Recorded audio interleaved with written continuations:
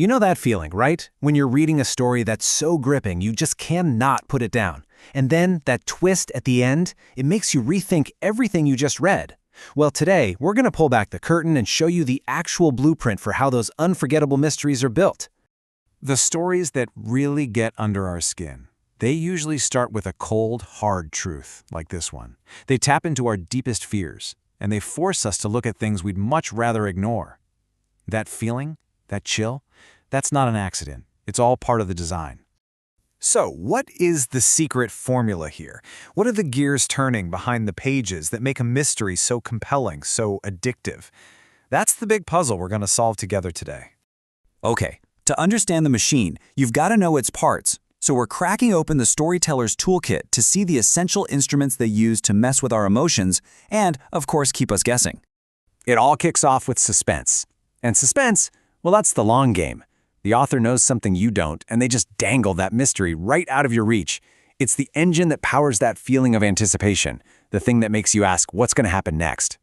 So if suspense is this long-term promise of a big reveal, tension is the immediate threat. It's that heart-pounding feeling that something is about to go horribly wrong, like right now. It's that sharp emotional jolt that makes you physically lean in closer. And this, right here, explains perfectly how these two tools work hand in hand. Think of it like a roller coaster, right? Suspense is that slow, clack-clack climb to the very top, building that sense of dread and what if. Tension? That's the gut-wrenching moment you're hanging at the peak, just before the drop. See? Suspense builds the foundation. Tension delivers that unforgettable payoff. But of course, suspense and tension, they don't work alone. Oh no. Writers have this entire toolbox of deception. You've got the unreliable narrator who might be lying to you and maybe even to themselves. You've got red herrings, which are clues designed specifically to lead you down the completely wrong path. And then there's the shifting of perspectives, which gives you little fragments of the truth from different people, forcing you to piece together a puzzle where nobody has the full picture. Every single tool is a piece of misdirection, all designed to make that final reveal so much more shocking. But here's the crazy thing. These blueprints aren't just for fiction.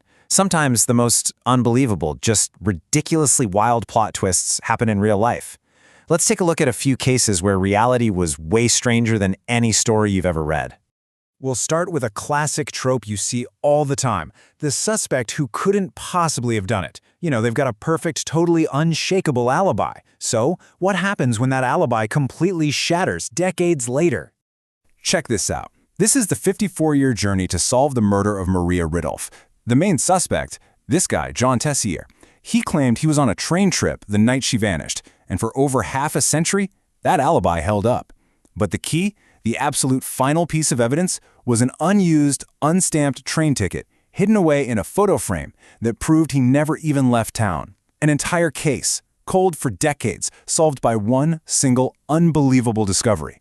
This whole idea of a shattered truth leads us right to our next case.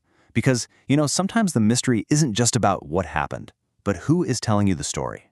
In fiction, we call this the unreliable narrator. In real life, we call him a con man.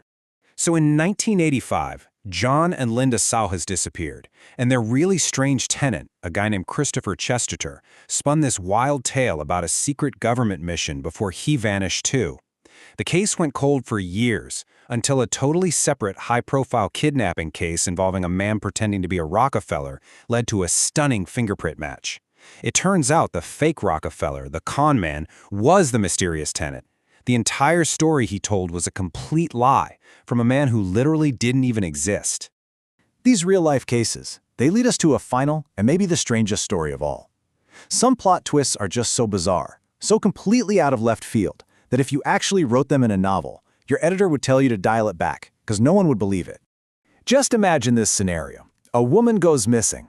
A few days later, a total stranger calls the police.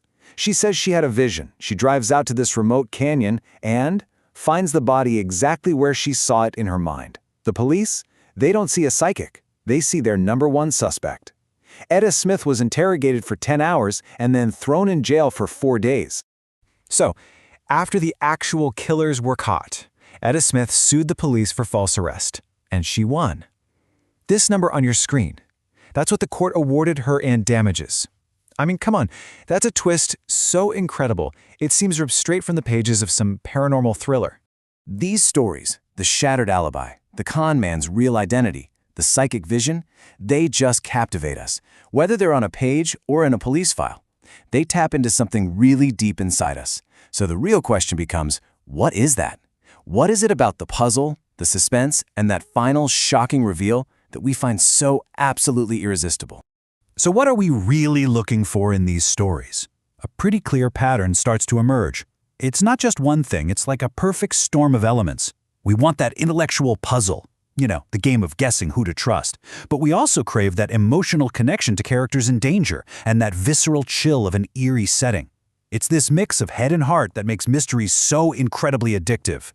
Ultimately, the line between a carefully crafted story and some bizarre real-life event is, well, it's razor thin. And it leaves us with one final question to think about.